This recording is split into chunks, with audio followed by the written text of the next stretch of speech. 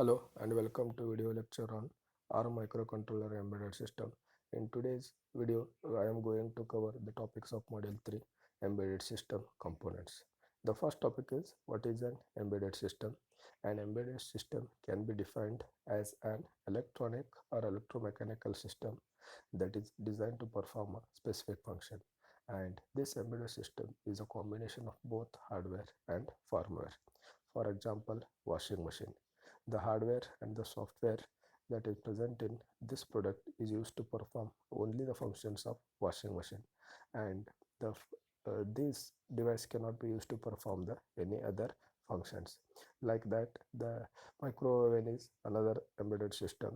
It is meant for only that function. It cannot be used to perform the other functions.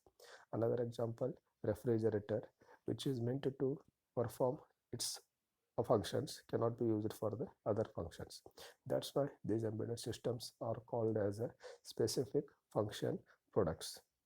Every embedded system is unique, and the hardware as well as the software of that is specially meant for the application.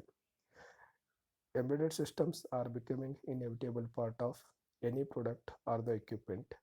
In the examples, household appliances, telecommunications, medical equipment, industrial control, consumer products, etc. Next topic is embedded system versus general computing system.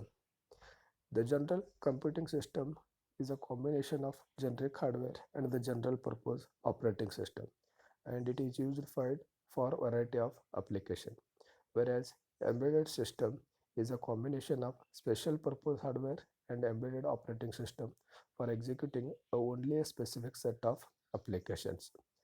General computing system contains a general purpose operating system, whereas embedded system may or may not contain an operating system for its functioning.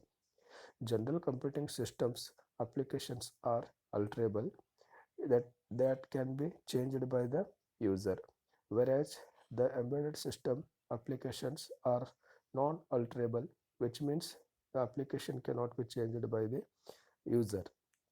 The key factor in the general computing system is the performance, whereas the key factor in the embedded system is application. Power consumption of general computing systems is more, whereas it is less for embedded system. The response time of the general computing system is non-critical, whereas it is critical for some applications in the embedded system. General computing system execution need not be deterministic, whereas the embedded system execution may be deterministic. Deterministic in the sense it may be hard real-time system or soft real-time system.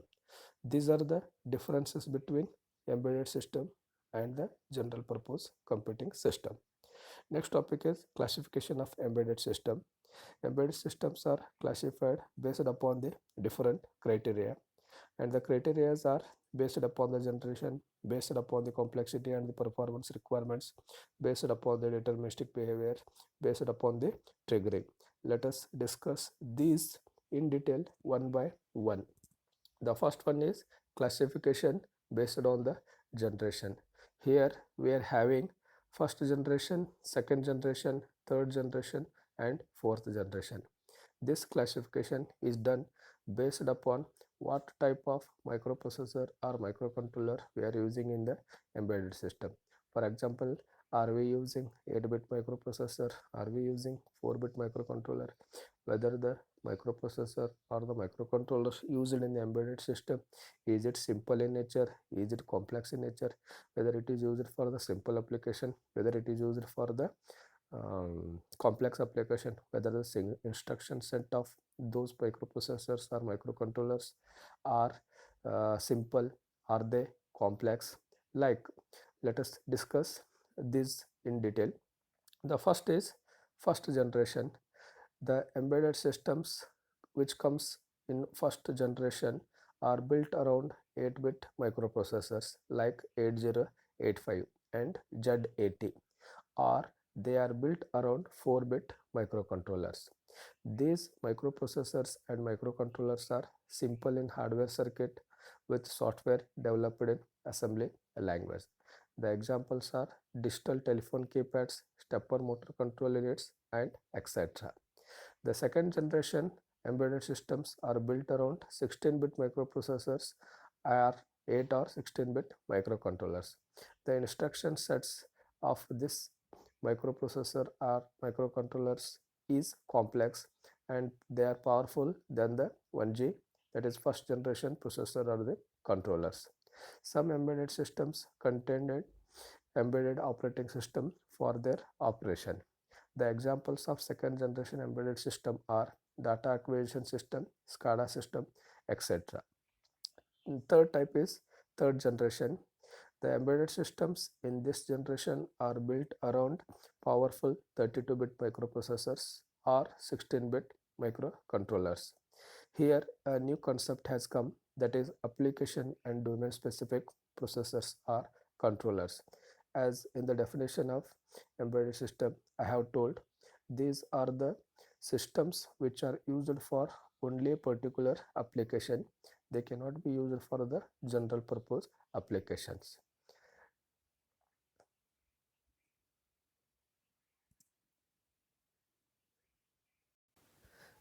This type of embedded system not only contains microprocessors and microcontrollers, it may contain digital signal processors, application specific integrated circuits, and the instruction set of this type of generation are more complex and more powerful than the previous generation. A new concept of instruction pipelining also evolved. This instruction pipelining is one technique which helps to execute the operations with a faster speed. For example, either it is a microprocessor or microcontroller, whenever we use it to perform any application, it will be doing four uh, steps, and they are the fetching of the instruction, decoding of the instruction, executing of the instruction, and storing the result. If we do these four operations one after the other, then we don't call it as a pipelining system. If we do one operation while the other operation is being done, then we call it as a pipelining. For example, when the first instruction is in the decoding phase, the next instruction can be fetched from the memory. See here, two operations we are performing at a time, and the two operations are decoding of the current instruction and prefetching of the next instruction. See, two things we are doing at a time, hence it is called as a pipelining, and that pipelining technique has come from this generation onwards. The examples of this third generation embedded systems are robotics, media, industrial process control, networking, and etc. Next is the fourth generation. Here comes the system on chips. The system on chips in the sense everything will be present on a single IC. For example, microprocessor or microcontroller will be there, along with the some amount of RAM will be there, some amount of ROM will be there. There will be number of IO ports. There will be the timers, counters, serial communication ports, like many features all will be included in a single IC, is called as a single on chip. Not only SoC, reconfigurable processors have also come in this generation. Then if for example, to increase the speed of any application, we have to go for two or more than two processor in a single system. That is called as a multi-processors, and that concept has also come in this fourth generation.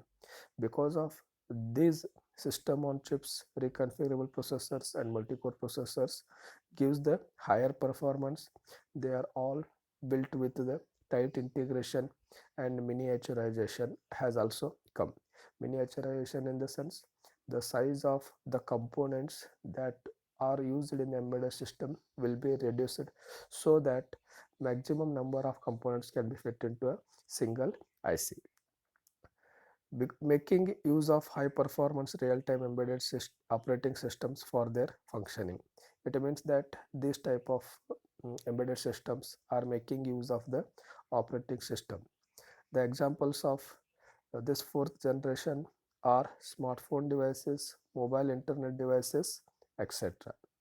So this is all about the classification based upon the generation.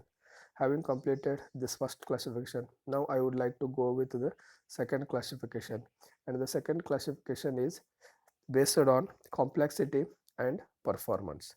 Here there are three types of classification: small scale embedded system, the first one. These are the simple in application where the performance requirements are not time critical. In the sense, we don't expect the output of embedded system in a stipulated time period.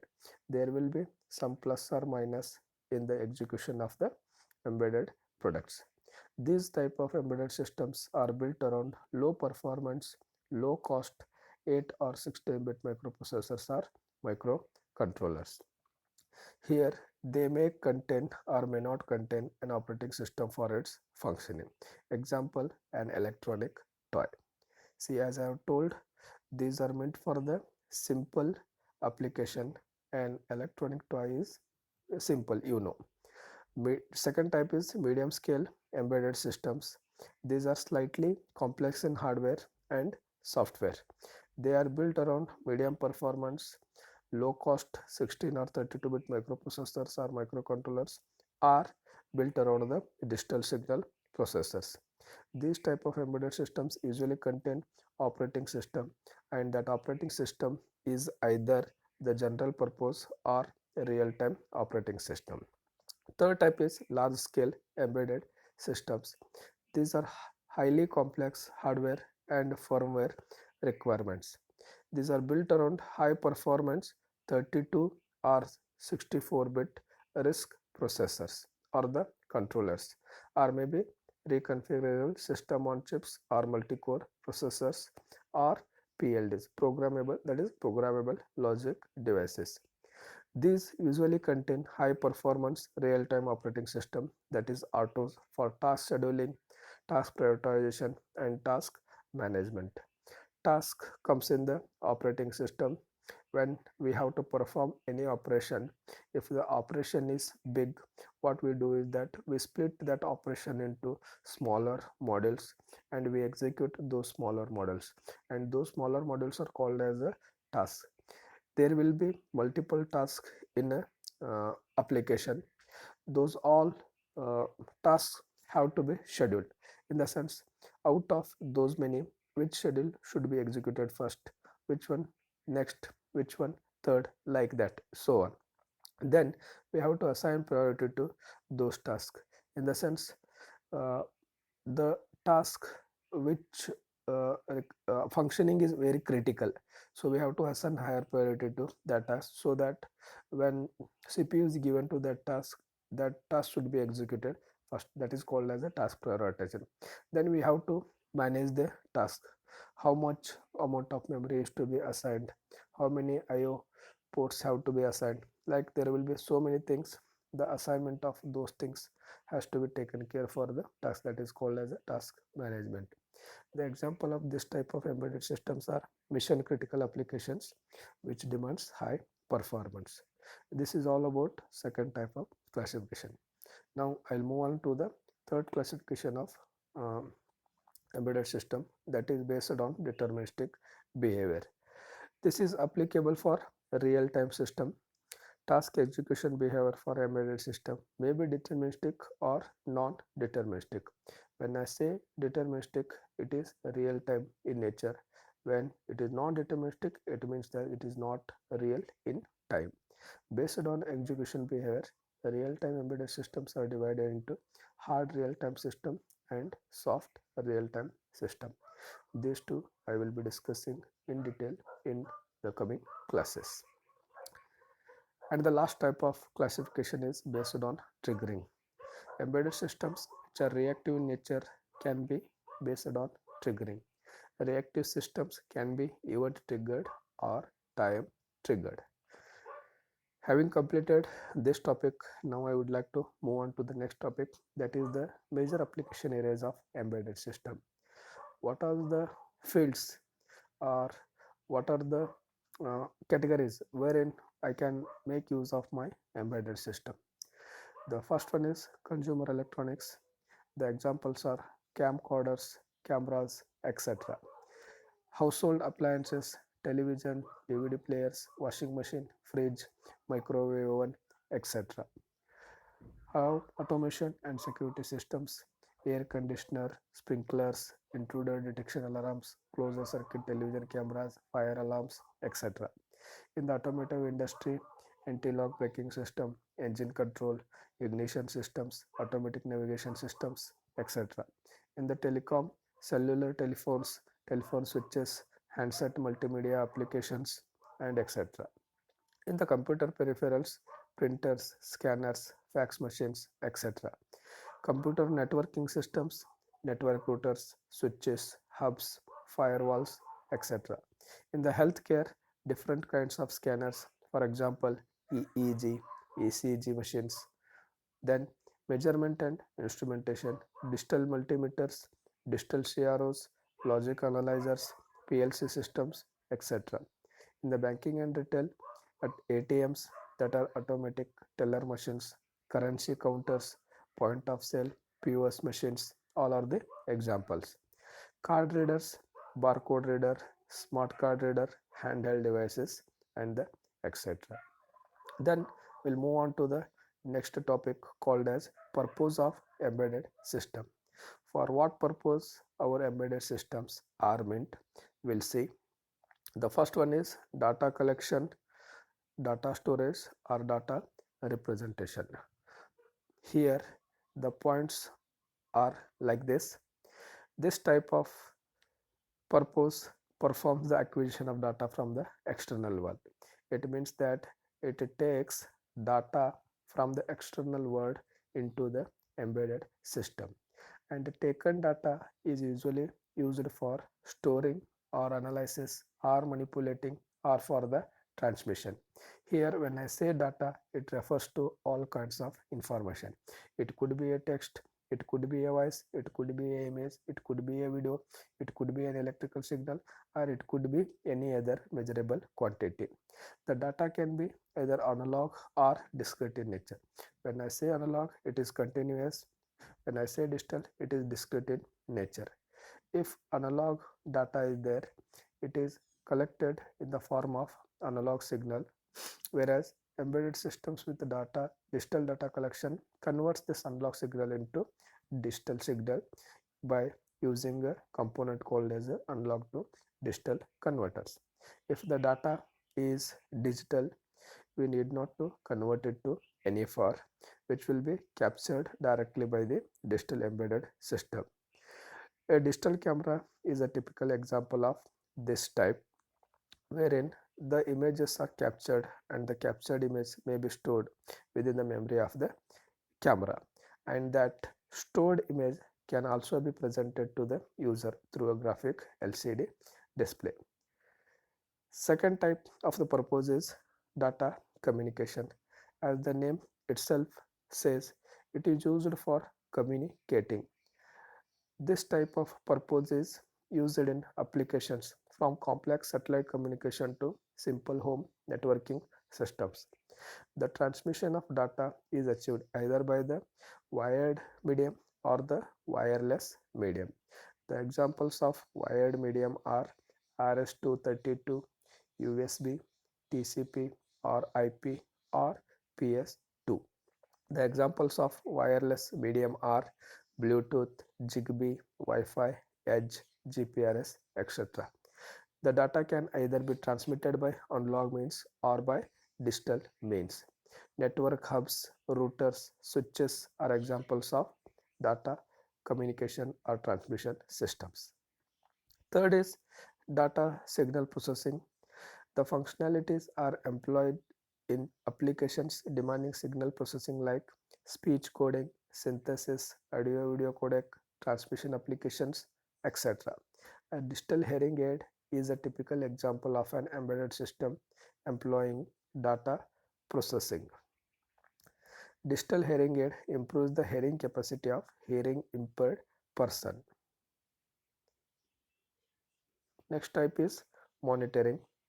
Electrocardiogram, that is ECG machine, is intended to monitor the heartbeat of a patient, but it cannot impose control over the heartbeat. Other examples are digital CRO, digital multimeters, and logic analyzers. These all measuring components are monitoring only the status of some variables like current, voltage, etc.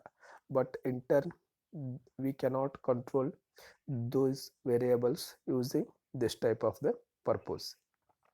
Next is control. This purpose impose control over some variables according to the changes in input variables. It contains both sensors and actuators. Sensors are connected to the input port, that is for taking data from the external world, that is in terms of changes in the environmental variables, whereas actuators are connected to the output port and which are controlled according to the changes in the input variable. Air conditioner is a best example for this thing. As we know, in the air conditioner we can set the temperature according to our required value. It We are setting the temperature based upon the external temperature. Here we are using sensors as well as actuators to perform that operation. And the next uh, next purpose is application specific user interface. The examples are buttons, switches, keypads, lights, bells, display units, etc. are the application specific user interfaces. Mobile phone is an example of application specific user interface. In mobile phone, the user interface is provided through keypad, graphic LCD module, system speaker, vibration alert, etc. So this is all about the purpose of embedded system. The remaining topics I will cover in the next video. Thank you.